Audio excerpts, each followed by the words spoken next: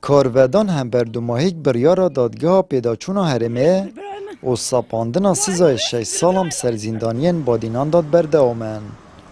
ادوی چارچوبه دا که سوکارین سزاداین بادینان خرببونه که نرازیبونه انجام دا و دلگرانی خو هم بر بریارا دادگاه دیار کرد. او را گهاند اف 5 کسد بگونهن و خلق دیدوان السروه چنده. لیکی سوان هاتیب سیاسی کرن و پارتا دستالادار تاکلیانانه بریار سرسزادانوان دایه و پر بهایی که جیبید دوی سزای جبجه کرد. اگر یاسا سرور بجی اکید دی بگونه بن اوه یعنی تنه بو 3 سالن حکمرانیه که فاشل کو وکی مکیاج کی بکار اینا کو و شلات یا خو و پیسات یا خو و فشل خو به مکیاج بکن ل رشات یا و ریو و هم رش بو اگر مکیاج دنیای همی اسپی بکن و ری حکومت بدن سپینا بیتن و الویر جارکادی دوباره ام دخوازش سروک حریم کردستان اتکین پیدا چونه که جدیتر و کیسه دا بکتن دا کو ری حکومت حریم کردستان جواکت نف دولتی دا سمعت حریم پتر پیس نبد پتر کلید نبد اسوق برای هاریوان ایسا یزد بیجم هاریوانی تصیری بیرکان نفتی فرکیری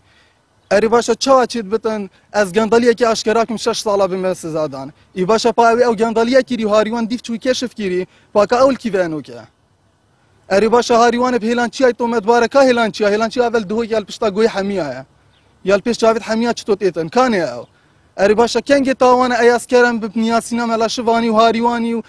شیروانی و همی کسین دی بت زادان چه چید بتن گهدار بیت سزادن سر سنویا سیاره و دبالگا دکیرین سیخور کنگی سنویا سیاره سر وقت سیخوریه کسوکارن چالاکوان و روزنامه‌وان بادینان بجن ام سربلندیم وان کسا و شانازی پید بین کل سردخواست کرنا مافان هاتین زندان کرن هر واسط بجن بنامال من کرد پرور و خبات کر بوینه الیل کردستان مافخوری تن زندان کرن و دزو گندال جید آزادن. دست پیکم خلک حریم کردستان اینه و ام خلکی که یعنی خلکی که پوافاین با آخا حریم کردستانه ام کردیم پیشمرگین دیرین و با کوبا و کالن ما پیشمرگه و شورشگر و آزادی خوازن و آخه و وین توی بوینه دخلال وان همی سالان دا کسوکارین ما خبات کرد بو آزاد بونا حریم کردستان لسر دست رژیم بعث و الی آخری که حکومت که کردی هبیتن حکمی لما بکتن ابرو حریم کردستان بویا زندان کام مازن بو خلک حریم کردستان و بتایبت دورا بهدینان که ظلم که زیدل مده تکرن وکی کسوکارین زندانیان بادینان بگشتی پسند که ناسزای 6 سال زندانی که نب سر چالاکوان و روزنامه‌وان بادینان دا کسوکارین وان آزاد داینه الی او بردهامن سر خوراگیری خو و خلک حریم کردستان جی بردهامن سر هفسوزی و پشتوانی خو و مالبات وان و اف کیسه بوی داستانه که مازن یا خوراگیری الدیجی ستمه و پیروکن خباته که شورشگیری آمدنی